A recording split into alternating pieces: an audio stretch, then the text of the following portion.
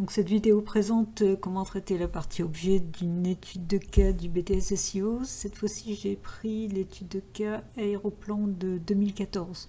C'était la mission 2 qui a touché à la partie objet. Donc là, classiquement, on vous demande d'écrire différentes méthodes et un petit programme à la fin qui est en dehors des classes. Alors voyons un petit peu de quoi il s'agit. Les négociations entre les compagnies aériennes et les aéroports sont complexes et stratégiques. Les sommes en jeu sont très importantes. Par exemple, lors d'un retard, il est primordial d'identifier le responsable pour gérer les indemnisations. Il est décidé de profiter de l'application TrayReport pour recueillir directement auprès du pilote des informations utiles sur la responsabilité des immobilisations des avions. On demandera donc au pilote du vol de noter sur sa tablette s'il pense que la responsabilité du retard incombe à l'aéroport. Votre chef de projet commente l'évolution prévue des classes mouvement et retard présentées dans le dossier documentaire. Ok, alors peut-être qu'on va s'arrêter là et voir justement le dossier documentaire avant de voir les propositions de modification.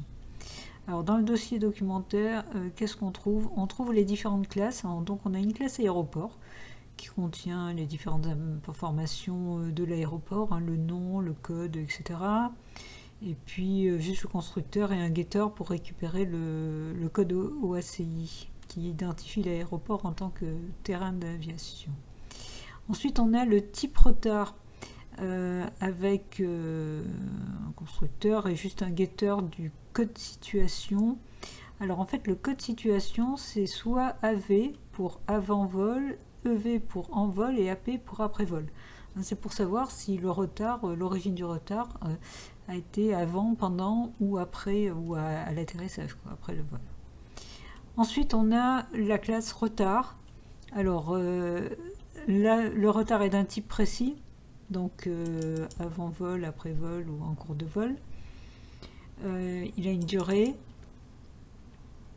Et puis donc on a le getType pour récupérer et le getDurée, donc les deux getters sur les propriétés principales. Puis on a un mouvement, donc un vol. Alors on a le code du vol, le numéro, ok, les dates, heures, la durée du vol, l'avion, l'aéroport de départ, l'aéroport d'arrivée, et puis une collection, les retards, qui contient donc un ensemble de retards. Qui peuvent être, il peut y avoir plusieurs retards avant le vol, plusieurs retards en cours de vol ou après le vol. Qu'est-ce qu'on a d'autre? On a les getters sur les aéroports, on a la possibilité d'ajouter un retard, et puis on a la méthode retard total qui fait quoi? Qui parcourt en fait la collection de retards et qui fait la somme des durées. Donc avec retard total, on a la durée totale de retard liée à ce mouvement. Ensuite, en document 3, vous avez juste une classe technique, c'est pour vous expliquer un peu le fonctionnement d'une collection. Donc le relist, assez classique, on vous montre comment on le déclare, comment on instancie la collection, comment on ajoute avec la méthode add des éléments dans la collection, comment on la parcourt avec le for, et puis on vous montre du coup comment on supprime un élément avec remove, comment on récupère un élément avec get, et comment on obtient la taille d'une collection avec size. Et enfin le document 6, alors évolution des classes mouvement et retard. Donc ça c'est lié aux informations qui sont données dans le sujet, donc on va revenir au sujet. Dans la classe retard, il faut conserver l'attribut commentaire librement saisi par le pilote. On ajoute l'attribut implique aéroport qui précise si, aux yeux du pilote, l'aéroport a une responsabilité dans le retard, et la méthode get implique aéroport permettra d'y accéder. Alors c'est ce qu'on a ici. On vous précise que dans la classe retard, en plus de ce qu'il y avait plus haut, on va rajouter donc un booléen impliqué aéroport et le getter correspondant. Ok, et l'autre modification, dans la classe type retard, on conserve l'attribut code situation qui permet d'identifier l'aéroport impliqué. La valeur AV avant vol pour l'aéroport de départ, la valeur AP après vol pour l'aéroport d'arrivée et la situation de valeur EV en vol ne concerne pas les aéroports. Donc ça ne bouge pas au niveau de type retard. Alors, il y avait une autre modification apportée, ajout à la classe mouvement. Alors, qu'est-ce qu'on vous préconise? Donc, retourne la durée réelle du mouvement, durée prévue du vol, plus la somme des retards. Donc, en plus de ce qu'il y avait dans la classe mouvement, on veut aussi la méthode durée réelle.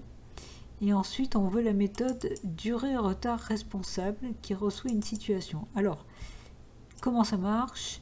Ça reçoit en paramètre une situation représentée par le code AV avant vol si on veut calculer le retard dont l'aéroport de départ est responsable, AP après vol pour l'aéroport d'arrivée, et retourne la durée totale des retards du mouvement dans cette situation pour lesquels l'aéroport est responsable. Alors, en fait, ça veut dire quoi? Ça veut dire que pour un vol, pour un mouvement, on est d'accord qu'il peut y avoir plusieurs retards avant vol, plusieurs retards en cours de vol et plusieurs retards après vol. Et parmi ces retards, dans les retards avant vol et retards après vol, il peut y en avoir certains dont l'aéroport est responsable.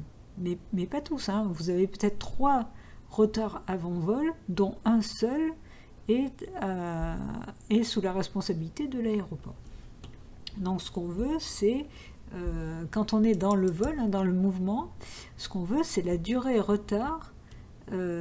Si je mets par exemple AV en paramètre, je veux, imaginons qu'il y ait 3 retards en avant-vol, je veux la durée retard responsable pour savoir, pour l'aéroport de départ, sur ces 3 retards, quelle est la durée dont il est responsable. S'il y en a 2 sur 3, je veux savoir la somme des 2. D'accord ? Voilà le principe. Alors, à partir de là, qu'est-ce qu'on nous dit? Lors de l'immobilisation d'un avion sur l'aéroport, au décollage ou à l'atterrissage, l'intervention du pilote est souvent déterminante pour obtenir une solution rapide. L'application TrainReport devra lui fournir un argument important, la durée totale des retards imputables à cet aéroport. Donc ça, c'est ce qu'on vient de commenter. L'application TrainReport possède une collection de mouvements nommée les mouvements. Il faut donc maintenant lui ajouter une méthode cumul-retard prenant en paramètre le code OACI d'un aéroport et retournant le cumul des retards dont l'aéroport est responsable, et on a la signature donc cumul retard avec le code ACI. Alors cette nouvelle méthode, il faudra que pour n'importe quel aéroport, je sois capable d'obtenir le cumul de tous les retards qu'il a eu pour tous les mouvements. Donc là on est en dehors des classes qu'on vient de présenter. Voilà, on a fait le tour des différentes parties du sujet. On va pouvoir commencer à répondre aux questions. Donc, première question, rédiger la méthode getImpliqueAéroport de la classe retard. Alors ça, c'est ce qu'on a rajouté dans la classe retard. Hein. Donc, on a rajouté un booléen et un getter. Bon, là, pour le coup, on est sur quelque chose d'extrêmement simple, hein, puisque c'est juste un getter. Il n'a rien de particulier. Donc, voilà. Je présente sa signature, et un getter, qu'est-ce qu'il fait? Eh bien, il ne fait que retourner le contenu de la propriété correspondante, c'est-à-dire ici implique aéroport, tout simplement. Voilà pour la première question. Donc ça, c'était pas très difficile. Ensuite, deuxième question. On vous demande de rédiger la méthode durée réelle de la classe mouvement.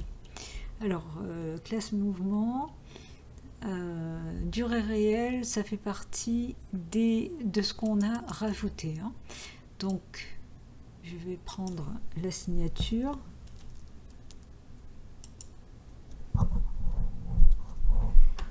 Voilà. Alors, durée réelle, qu'est-ce qu'elle est censée faire? Elle retourne la durée réelle du mouvement, c'est-à-dire la durée prévue du vol plus la somme des retards. Donc, la durée réelle du mouvement, donc là, il nous faut la durée prévue du mouvement, Alors, donc la durée, voilà, on l'a ici, durée vol, tout simplement. Donc, return durée vol.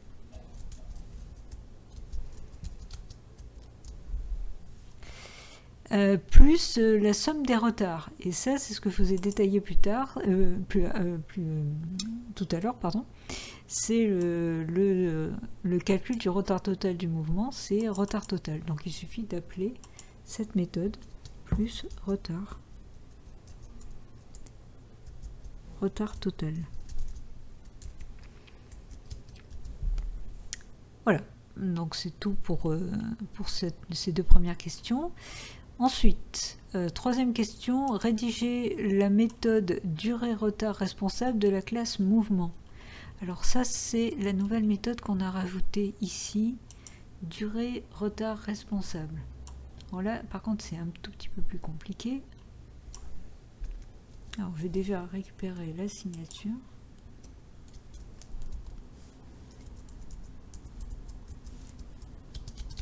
Donc, je suis toujours dans la classe mouvement, hein, et cette durée, il va falloir que je parcours tous les retards, que je regarde ceux qui sont imputables à un aéroport, et si jamais il est imputable à un aéroport, eh bien, n'oublions pas qu'on a reçu une situation en paramètres qui est soit AV, soit AP, donc il faut que je regarde aussi si le type de retard est un retard AV ou AP. D'accord? Et je ne vais cumuler que les durées des retards qui correspondent au type passé en paramètres et qui est imputable à un aéroport. Parce que n'oubliez pas qu'un retard avant vol, par exemple, c'est pas parce qu'il est avant vol que l'aéroport est responsable. Donc il faut vérifier si l'aéroport est responsable et si c'est un avant vol dans le cas où la situation que j'ai reçue est une situation avant vol. Donc, je suis dans la classe mouvement, il faut que je parcours tous les retards. Et dans mouvement, j'ai bien la collection les retards et je vais pouvoir, comme c'est expliqué dans l'annexe ici, je vais pouvoir faire un for qui me permet de parcourir les retards. Donc là, je vais pouvoir parcourir, donc je vais l'appeler, donc là, je récupère à chaque fois un objet de type retard dans la collection les retards. Voilà. Donc là c'est mon parcours. Et à chaque fois que je suis sur un retard, il va falloir que je regarde si ce retard implique un aéroport. Parce que si ça n'implique pas l'aéroport, je ne vais pas le calculer. Or, j'ai une méthode que j'ai justement dans la classe retard que je viens d'ajouter, qui est le get impliqué aéroport, qui est booléen, hein, qui me permet de savoir si l'aéroport concerné est impliqué ou non. Vous savez, souvent dans les questions, enfin c'est pas obligatoire, hein, mais ça arrive assez souvent qu'on vous fasse réutiliser une méthode que vous avez écrite juste avant. Alors même si vous n'êtes pas arrivé à l'écrire correctement, la méthode, vous savez ce qu'elle fait, donc vous avez tout à fait le droit de l'utiliser. Donc là, on va regarder si effectivement le retard implique un aéroport. Avec le getter, c'est mieux. Get impliqué aéroport. Évidemment, hein, je ne peux pas appeler directement la propriété privée. Hein, je suis obligé de passer par le getter. Ok, donc si je suis dans ce if là, alors l'aéroport est responsable. Donc maintenant, je vais vérifier par rapport à la situation. Il faut que je regarde le type de retard, et si ce type de retard, imaginons que la situation soit AV, si ce type de retard est AV, eh bien, du coup, il faut que je cumule cette durée. Donc j'ai un nouveau test à faire, et cette fois-ci, je vais regarder, pour mon retard, il faut que je récupère le type du retard. Alors, quand je suis dans la classe retard, je dois avoir la possibilité, voilà, getType, de récupérer le type du retard. Donc, getType. Une fois que j'ai le type du retard, j'accède à la classe type retard. Et là, j'ai la possibilité de récupérer le getCodeSituation.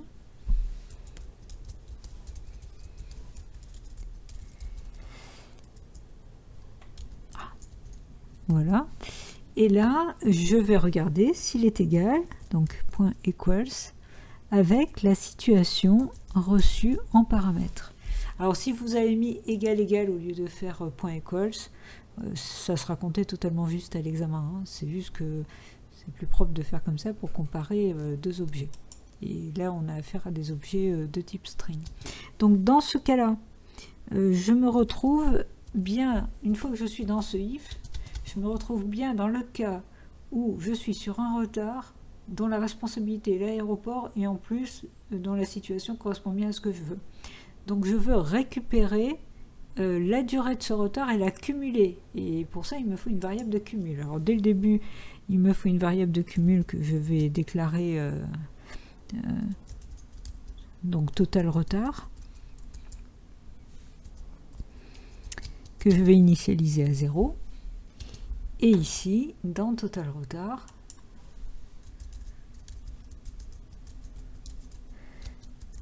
je vais ajouter la durée. Donc je reprends mon retard et dans la classe retard, j'ai un getDurée ici qui me permet de récupérer la durée du retard.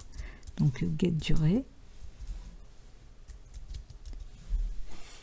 Voilà, donc une fois que j'ai fait tout ça, n'oublions pas que le but de cette méthode, c'est de retourner justement la durée totale. Donc il suffit maintenant que je fasse un return de total retard. Voilà, cette méthode est terminée. Alors, il me reste la dernière question à traiter. Alors, la dernière, c'est rédiger la méthode cumul retard de l'application TripReport. Alors, on vous donne ici sa signature. Donc, on est en dehors de toute classe, enfin des classes qui sont données dans l'annexe. Donc, on va mettre public.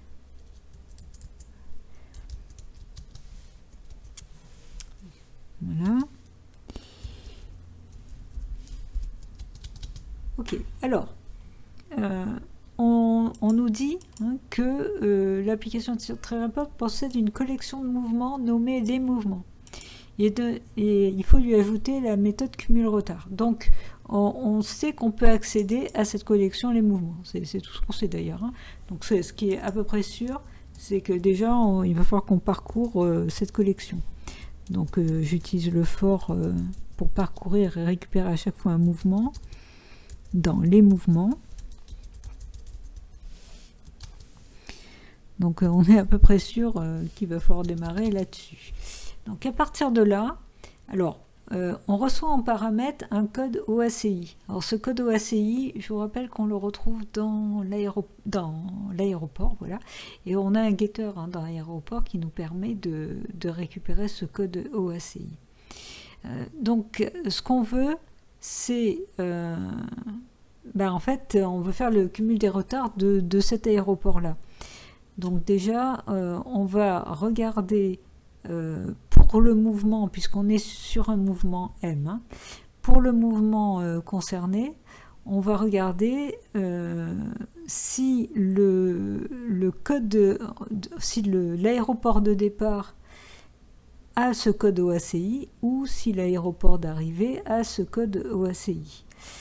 Et à ce moment-là, ça sera, vous rappelez les codes, c'est AV pour avant, AP pour après, et c'est comme ça qu'on va effectivement savoir si l'aéroport est responsable, enfin, s'il est responsable avant ou après au niveau du mouvement. Donc, on va faire un test sur l'aéroport. Alors, au niveau du mouvement, comment je vais faire pour récupérer le code OACI de l'aéroport? Alors, je vais voir tout de suite dans Mouvement. Dans Mouvement, j'ai l'aéroport de départ et l'aéroport d'arrivée. N'oublions pas que j'arrive avec M qui est un objet de type mouvement. Donc, il va falloir que j'utilise getAéroport de départ et getAéroport d'arrivée pour récupérer l'aéroport concerné. Donc je vais passer par getAéroport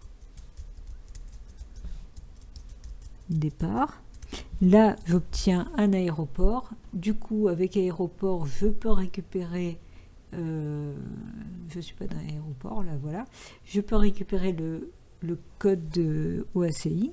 Donc get OACI. Et si jamais ce code correspond, donc equals, au code que j'ai reçu en paramètre, donc là, j'ai affaire à l'aéroport qui est à l'origine, enfin qui est au départ de ce mouvement. Et en l'occurrence, c'est l'aéroport de départ. Alors, il faut que je me rappelle que c'est l'aéroport de départ. Alors, pourquoi il faut que je me rappelle de ça?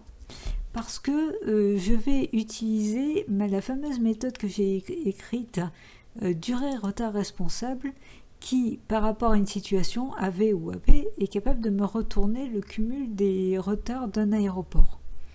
Donc, pour cela, il faut que je me rappelle justement, effectivement, si c'est avant, enfin, si c'est un aéroport qui est concerné par un retard avant ou un retard après. Donc, je vais mémoriser dans une variable string. Je vais même... Alors, attendez, je suis un petit peu mal placé. Plutôt ici. Donc, dans une variable string, je vais mémoriser en fait si c'est avant ou après, donc le type. On va l'appeler type retard. Et au départ, je l'initialise rien, à nul, voilà. Donc là, dans le cas où c'est l'aéroport de départ, à ce moment-là, je vais dans type retard mettre AV.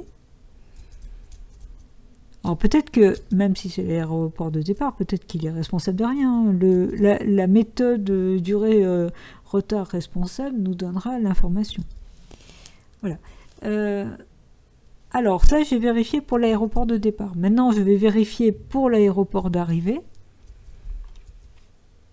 Donc je refais un test similaire au précédent. Alors, je vais faire un copier-coller.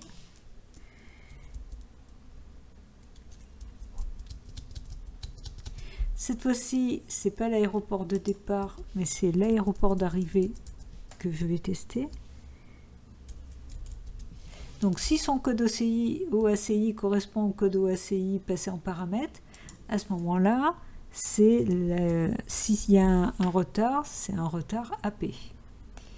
Ok, donc je vais fermer le if. Voilà. Sortie de ces deux tests-là, si dans type retard, j'ai autre chose que nul, c'est-à-dire si j'ai AV ou AP, et bien à ce moment-là, je vais récupérer la durée de retard de responsable de AV ou AP sur ce mouvement-là. D'accord. Donc pour cela, je vais faire un test sur le type retard. Donc s'il est différent de nul,